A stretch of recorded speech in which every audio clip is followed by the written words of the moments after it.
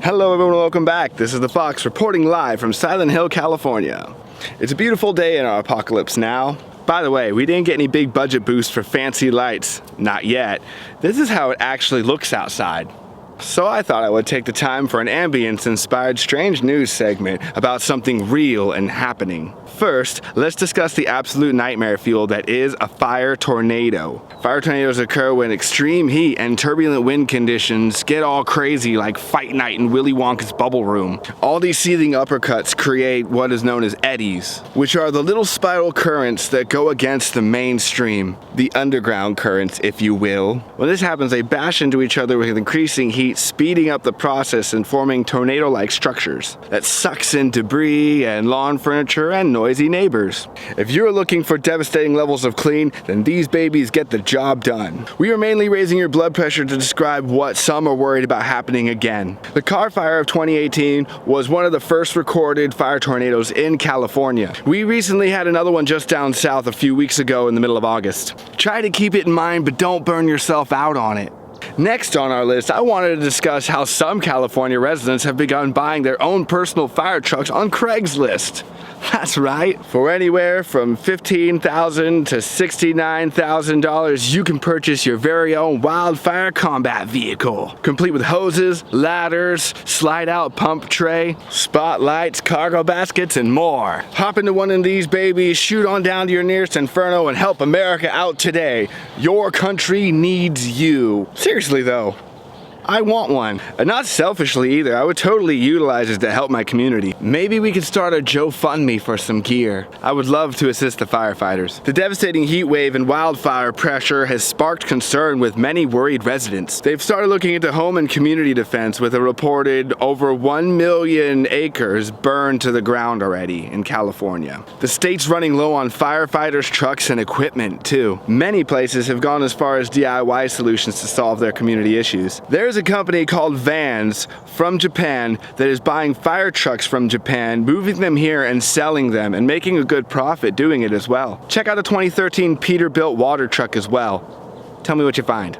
Some are purchasing private firefighters to defend their personal property as well, which CAL FIRE is kind of pushing back against for the same reason that we encourage the band to get off the sinking ship in Titanic. They don't want people dying trying too hard to defend personal property. Perfect example of how dedication is important, but a tactical repositioning is not a failure. You won't win the war by losing the battle. I recommend we utilize fire breaks around more buildings and towns and areas, and you know, I've said this before, but we are facing a job shortage with unemployment being super high right now.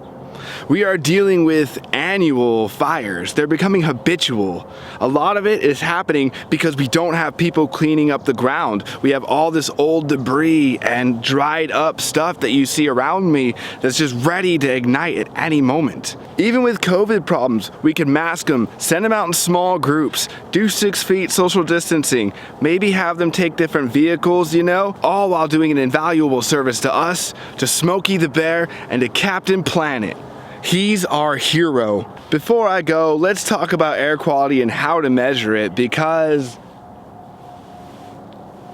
it looks like it might be something important we're talking about right now. The Air Quality Index, or the AQI, flows on a scale that runs from 0 to 500 with varying degrees of health and safety concerns. It's mostly nitrogen and oxygen in the air, as I'm sure you're probably aware, but there's many other things as well. The AQI measures 5 major pollutants: the ground level ozone, carbon monoxide, sulfur dioxide, nitrogen dioxide, and airborne particulates such as aerosol. Ground level ozone and airborne particulates laugh the loudest of the frightening 5. Not only are they the most harmful, they are the most prominent things in pollution. So atmosphere ozone and ground ozone are different. Atmosphere ozone deflects the harmful sun rays, and it's good. Ground ozone is bad, and it happens when the sunlight reacts to certain chemicals and emissions, such as industrial facilities, cars, etc. Airborne particulates are little solid and liquid bits that float around in the air. Oils, burnt bits as you see floating by me now and what have you. So when is it dangerous and what do these numbers mean? 0 to 50 is good, satisfactory air. 50 to 100 is moderate but still passing. 101 to 150 is unhealthy for certain sensitive groups, people with asthma and respiratory diseases, for example. 151 to 200 is unhealthy for everyone. We all start noticing the effects. 201 to 300 is very unhealthy and we are all being harmed by it just being outside. 301